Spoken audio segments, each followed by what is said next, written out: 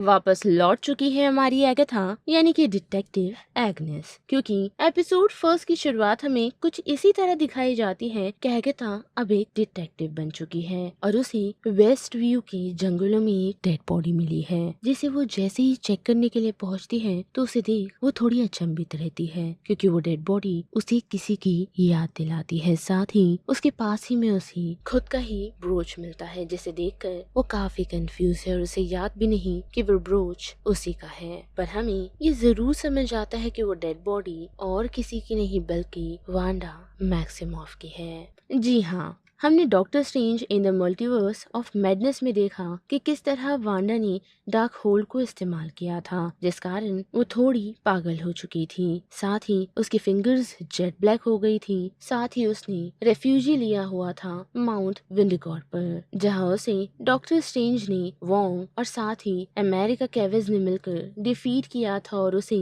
उसी कैस्टल के अंदर दबा दिया था। और जब वहाँ की डिटेक्टिव्स एग्नेस को बताते हैं कि जो डेड बॉडी उन्हें मिली है उसे किसी चीज से फोर्सफुली दबाया गया है, पर हमें उस डेड बॉडी का फेस तो नहीं लेकिन बॉडी जरूर देखने मिलती है, जिससे हम थोड़ा बहुत आइडेंटिफाई कर पाते हैं कि वो वांडा ही है, जिसने शायद अपने अंतिम समय में खुद को वेस्ट व्यू में टेलीपोर्ट कर लिया था। जो सच में उसका अंतिम समय था या नहीं उसकी कोई भी इंफॉर्मेशन हमारे पास नहीं है। जिसके साथ साथ हमें ये भी पता चलता है कि वांडा ने यानी कि वांडा की मौत के बाद डार्क होल तो डिस्ट्रॉय हुई ही थी, पर उसी के साथ साथ डार्क होल के सभी एडिशन भी डिस्ट्रॉय हो चुके थे। जिस ग्लिम्स को हम इस एपिसोड में भी देख पाते हैं वो भी लाइब्रेरी की एक रैक को पूरा जला हुआ देखकर। अब वही बात करें एगाथा की तो हम देख पाते हैं कि उसे कुछ विजन्स आ रहे हैं, मानो उसे उसके रियल वर्ल्ड की चीजों का हिंट मिल रहा हो या फिर उन चीजों का हिंट उसे मिल रहा होगा जिस समय वांडा वेस्ट व्यू छोड़कर चली गई थी। साथ ही एगाथा के इस इल्यूजन में हम नोटिस कर पाते हैं कि वेस्ट व्यूज के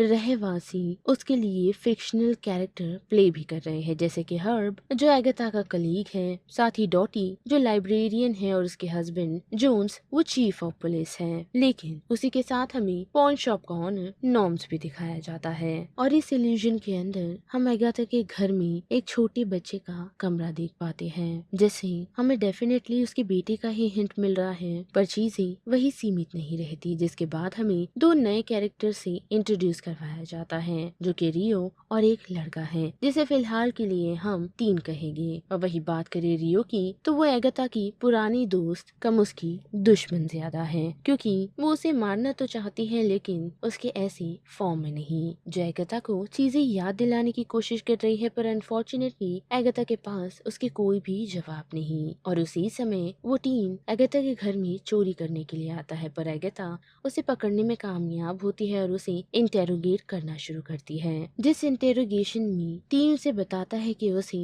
उस रोड पर जाना है, जो सुनकर एगाथा को कुछ याद नहीं आता, पर हम देख पाते हैं कि टीन उसे वांडा के उस इल्यूजन से निकालने की कोशिश करता है, वो भी कुछ मंत्र को पढ़ते हुए, जिस कारण एगाथा कंफ्यूज हो जाती है और वो कंफर्मेशन के लिए उसी लड़की की डेड बॉडी देखने के लिए पहुंचती है। और वहां पहुंचते ही उसे पता चलता है कि वो डेड बॉडी सच में वांडा की है, जिसकी कंफर्मेशन रियो भी देती है और वांडा के स्पेल को पूरी तरह तोड़ देती है, जिस कारण एगाथा को याद आ जाता है कि वो कौन है। साथ ही खुद की असल रूप में आते ही वो उस मॉर्ग रूम से सीधा वेस्ट व्यू आ पहुंचती है, यानी कि असली वेस्ट व्यू। लेकिन इतना ही नहीं बल्कि कॉन्शियस गेन करने के बाद वो अपने घर के बाहर पूरी नेकेड खड़ी है, जो सीधा हर्ब को अप्रोच करती है और उसे पता चलता है कि हर्ब कोई डिटेक्टिव नहीं बल्कि एक्चुअल में उसका नेबर है। साथ ही जो भी उसे अलग अलग रूप में मिले थे वो एक्चुअल में उसके आस पास के पड़ोसी ही है, जो एगाथा को लगभग इन 3 सालों में नॉर्मल रहना प्रिटेंड कर रहे थे, यानी कि एगाथा जो कैरेक्टर गेन कर लेती या अडेप्ट कर लेती उसके सभी नेबर्स उसके